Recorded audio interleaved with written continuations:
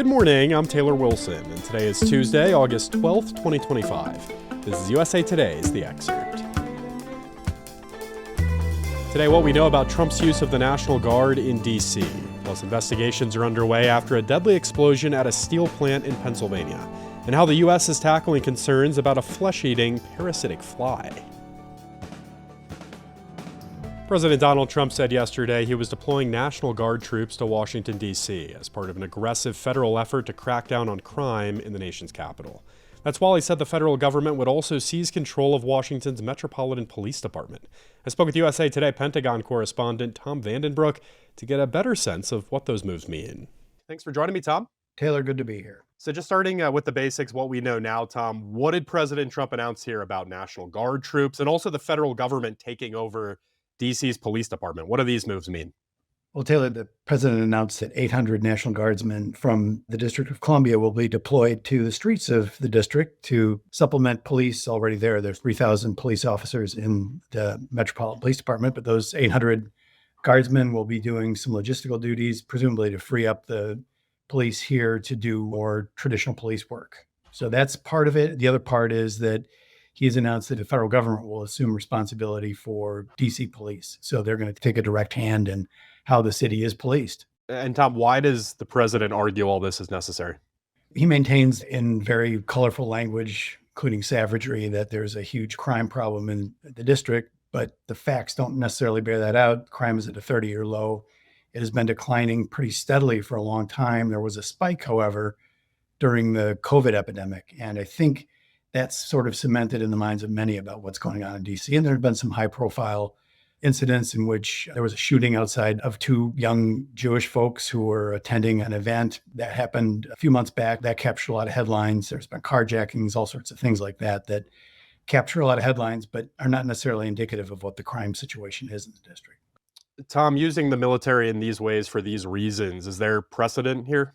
We don't have to look very far back. I mean, you can look to what the president did in California when he took control of the National Guard there and sent them in. Now, that was for immigration issues, but still a crime matter. And he sent thousands of National Guard troops, California National Guard troops, over the objections of both the governor and the mayor of Los Angeles there. So that has happened. And folks probably will recall the National Guard being deployed in D.C. in 2020 during the Black Lives Matter protests that got a lot of coverage. President Trump at that time, his first term, was suggesting that some of these protesters might be shot in the leg. He asked about that, from what we understand, in meetings. And then they were late to deploy on January 6th when the insurrection took place, did arrive and eventually cleared the Capitol. And then there was a huge show of force for the inauguration of President Biden back in January of 2021. Just politically, in terms of lawmakers, how they're responding to all this, Tom, is this pretty much split along party lines? What are we hearing from Republicans and Democrats? It's a little interesting. You're hearing a lot of Republicans say that this is necessary and the president has the authority, and evidently does. There's some fairly conciliatory remarks coming from Washington Mayor Muriel Bowser about this. She's got to walk a fine line on it. He does have the authority to do this, so it's not like she can challenge it too much. I think there are some legal challenges that are going to happen, but it seems pretty clear that he can do this. So there's sort of a fine line between accepting this help, which is supposed to last for 30 days, and rejecting it and having him overrule it anyway. Tom, what is the Home Rule Act and how does it factor in here? Well, Taylor, the D.C. Home Rule Act came in 1973, and it gave the city local governance, including elected mayor and city council. So there is some local control here, but it's overseen by Congress, and two congressional Republicans, Andy Ogles of Tennessee and Mike Lee of Utah, introduced legislation to repeal that act, presumably so that they could assert more federal influence over how the district is governed. We'll be keeping an eye on this all week. I'd imagine Tom Vandenbroek covers the Pentagon for USA Today. Thank you, Tom. Thanks, Taylor. Officials have confirmed a second fatality in the steel plant explosion on the outskirts of Pittsburgh yesterday that sent several others to the hospital. The blast happened at the U.S. Steel Clairton Coke Works plant in Clairton, Pennsylvania. An investigation into the cause is underway. A coking plant turns coal into coke, which is in turn used to make steel in a blast furnace. The moment of yesterday's initial explosion, followed by large plumes of smoke shooting high into the air, was captured live on video from the Breathe Project, a Pittsburgh-based nonprofit that advocates for improvements to air quality in southwestern Pennsylvania. A fire at the same plant in February injured 2 workers after a buildup of gases ignited, according to reports from the Allegheny Front. You can read more with a link in today's show notes.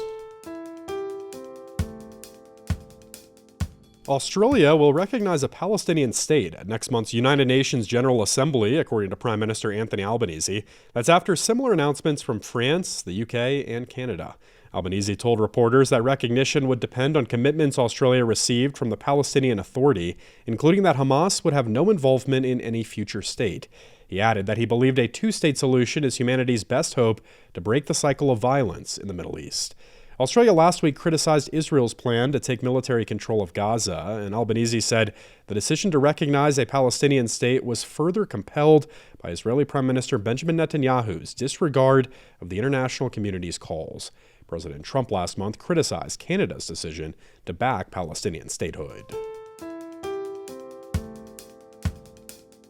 The government is planning to drop a horde of sterile flies along the Texas border. I caught up with USA Today national correspondent Elizabeth Weiss for more. As always, thanks for hopping on, Beth. Always happy to be here. So I just want to learn a little bit more about this New World screwworm here at the top. What is it, and what have we heard about it popping up in Mexico recently? Oh, it is just so very, very gross. The flies in their larval form are flesh-eating maggots. And the problem is that conceivably they could injure a human being, but the real problem is they can get in cattle, even dogs, especially livestock, because they're out in the fields and the flies land on them, they lay their eggs, the eggs hatch, and then the larvae, they screw themselves into the flesh and start eating, which is so gross.